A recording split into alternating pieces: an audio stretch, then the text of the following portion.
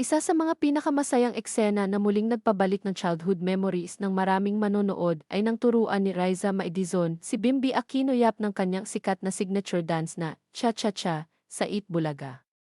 Isang simpleng sandali lang ito sa programa, pero mabilis itong naging usap-usapan dahil kitang-kita kung gaano kakomportable at kasaya ang dalawa habang nagbibiruan sa harap ng mga manonood. Sa umpisa pa lang ng segment, makikita na agad ang natural na samahan nila.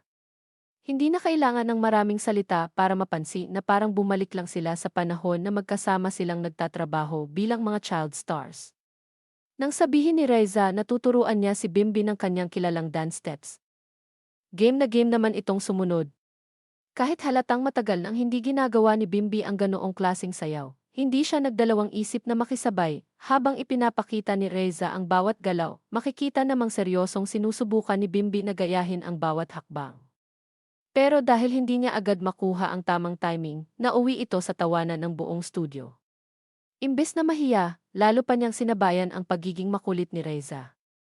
Doon lalo pang naging masaya ang eksena dahil walang pilit ang kanilang mga reaksyon. Marami rin ang natuwa dahil muling nasilayan ang dating chemistry ng dalawa.